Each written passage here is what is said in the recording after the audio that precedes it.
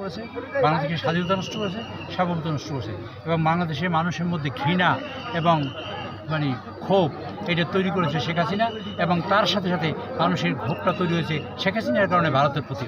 কাজেই ক্ষোভের বহিঃপ্রকাশ ঘটেছে ৫ই তারিখে এবং মানুষ অকুত ভয় প্রাণ দিয়েছে। এই মানুষ তো একমাত্র সোশ্যাল মিডিয়া ছাড়া আর কোনো মিডিয়া ছিল না।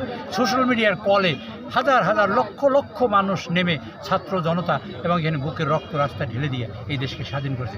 বাংলাদেশ দ্বিতীয়বার স্বাধীন হয়েছে। যে আমরা দেখতে পাচ্ছি আজকে যে বরগুনা জেলা আওয়ামী লীগের সাধারণ সম্পাদক এবং আপনার চেয়ারম্যান আপনার জেলা পরিষদের তিনি কিন্তু আজকে অ্যারেস্ট হয়েছেন, গ্রেপ্তার হয়েছেন। আসলে এই ব্যাপারে আপনি কোনো মন্তব্য আছে কিনা? এবার হলো আওয়ামী লীগের সকল মানুষই যারা সন্ত্রাস লুটপাটের সাথে জড়িত ছিল, দুর্নীতির সাথে জড়িত, যারা দেশকে ফোকলা করেছে, ব্যাংক ধ্বংস করেছে, তাদের সকলেই গ্রেপ্তার হওয়া উচিত এবং কঠোর শাস্তি হওয়া উচিত। আমরা দেখতে পাচ্ছি যে বরগুনাতে বিশেষ করে এবার মূল হোতা আপনার দীনেন্দ্র শম্ভুর ছেলে সুনাম, আসলে তার ব্যাপারে আপনি কিছু বলবেন কিনা? যে মাদকে বরগুনা একটি আপনার অভয়ারণ্য হয়ে গেছে, যেখানে মাদকের সয়লাভ হয়ে গেছে, যুবক সমাজ ধ্বংস হয়ে গেছে। সেক্ষেত্রে যেহেতু আপনি তো বরগুনা এবং পাথরঘাটা মাটি মানুষের নেতা, সে সম্পর্কে আপনার কোনো বক্তব্য আছে কিনা? একটা কথাই বলছেন, এই নামই হলো আওয়ামী লীগ, এর নামই আওয়ামী লীগ, যারা দেশের সকল অপকর্ম সর্বশেষ মাদক দিয়া এই দেশকে ধ্বংস করে দিয়েছে। অর্থাৎ এই দেশের মানুষের প্রতি তাদের কোনো ভালোবাসা নাই, একটাই ভালোবাসা, তারা টাকা চায় এবং এই দেশকে ধ্বংস করতে চায়, ভারতের পায়ের নিচ দিতে চায়।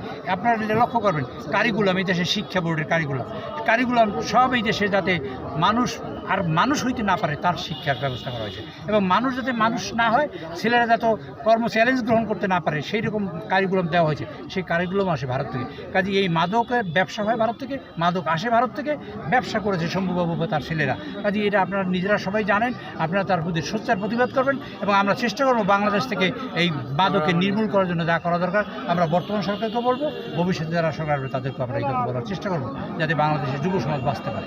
আমরা দেখতে পাচ্ছি আরেকটি লাস্ট শেষ প্রশ্ন, আপনার যিনি স্বরাষ্ট্র উপদেষ্টা রয়েছেন ব্রিগেডিয়ার জেনারেল সাখাওয়াত হোসেন, মূলত আসলে তিনি কিন্তু কিছু কিছু কথা বলে, সরকারের প্রশংসা করে, বিরোধী সাবেক সরকারের প্রশংসা করে, মূলত লাঞ্ছিত হচ্ছেন। পথে ঘাটে মানুষ বিভিন্ন, আমরা দেখেছি যে বিএনপি অনেক মিছিল দিয়েছেন, ছাত্রদল বিশেষ করে। আসলে এই ব্যাপারে আপনার কোনো বক্তব্য আছে কিনা? সম্মান থাকতে ওনার পদত্যাগ করা উচিত। বেইজ্জতি হইয়া হাসিনা মতন পলাই পদত্যাগ করবে, সেটা উচিত হবে না।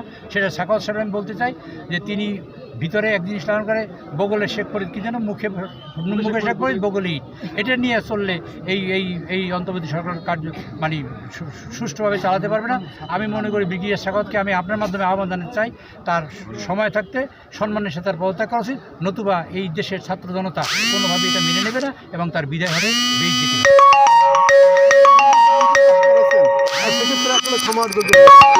আমি যে কোনো বিষয়টা হলো ক্ষমার যোগ্য অযোগ্য না, প্রশ্নটা হলো আপনার মনে কী আছে, আপনার বহিঃপ্রকাশ কী করেছে।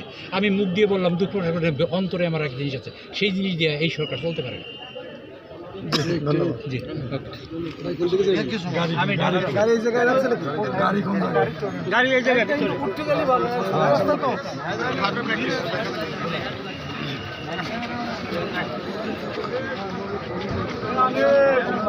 দর্শক, এতক্ষণ আপনারা বামনা, বেতাগী এবং পাথরঘাটার গণমানুষের নেতা আলহাজ নুরুল ইসলাম মনি ভাইয়ের বক্তব্য শুনেছেন। এখানে তার এই বামনাতে তার সমাবেশ ছিল এবং পাথরঘাটা আজকে সমাবেশ ছিল। সমাবেশ শেষে গণমাধ্যমকে তার মত ব্যক্ত করেছে। ধন্যবাদ সবাইকে, ভালো থাকুন, সুস্থ থাকুন, আল্লাহ হাফেজ।